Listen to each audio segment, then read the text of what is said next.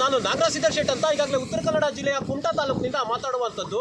ವಿಷಯ ಏನಂತ ಕೇಳಿದ್ರೆ, ಈಗಾಗಲೇ ಅಯೋಧ್ಯೆಯಲ್ಲಿ ಏನು ಅವ್ಯವಹಾರ ನಡೆದಿದೆ. ಯಾಕಂತ ಕೇಳಿದ್ರೆ ಇದ್ರ ಬಗ್ಗೆ ಪ್ರಧಾನಿ ಅವರು ಚಿಂತನೆಯನ್ನು ಮಾಡಬೇಕು. ಮೇನೆ ಖಾವುಂಗ ಖಾನೆ ನೈದುಂಗ ಅಲ್ದವ್ರವರು. ಮತ್ತೇನಂತ ಕೇಳಿದ್ರೆ ಅಲ್ಲಿ ಬುಲ್ಡೇಜರ್ ಬಾಬರಿಗೂ ಹೇಳ್ತಾ ಇದ್ದೀವಿ. ಯಾಕಂತ ಕೇಳಿದ್ರೆ ಯಾವ್ಯಾವ ದುಡ್ಡಿನ ಅವ್ಯವಹಾರ ನಡೆದಿದೆ ಅದು ನಮ್ಮ ಹಿಂದೂ ಧರ್ಮದ ಒಂದು ಶಾಲಾ ಮಕ್ಕಳಿಗಾಗಿರ್ಬೋದು, ಮತ್ತೇನಂತ ಕೇಳಿದ್ರೆ ಒಂದು ನಮ್ಮ ದೇವಸ್ಥಾನ ಅಭಿವೃದ್ಧಿಯ ವಿಷಯದಲ್ಲಿ ಆಗಿರ್ಬೋದು, ಮತ್ತು ಕಡಬಡವರಿಗೆ ಒಂದು ವಸತಿಯ ವ್ಯವಸ್ಥೆ ಕಲ್ಪಿಸಿಕೊಡೋದಾಗಿರ್ಬೋದು, ನಮ್ಮ ಹಿಂದೂ ಜನರಿಗೆ ಅದು ಏನು ಸಹಾಯವನ್ನು ಮಾಡಬೇಕು ಆ ಹಣದಿಂದ. ಅದನ್ನು ಬಿಟ್ಟು ಬಾಕಿ ಧರ್ಮದವ್ರಿಗೆ ಬೇಡ. ಮತ್ತೇನಂತ ಕೇಳಿದ್ರೆ ಇವರಿಗೆಲ್ಲ ಕೋಟಿಗಟ್ಟಲೆ ಎಲ್ಲ ದುಡ್ಡು ಮಾಡ್ಕೊಂಡು ಕೂತಿದ್ದಾರೆ.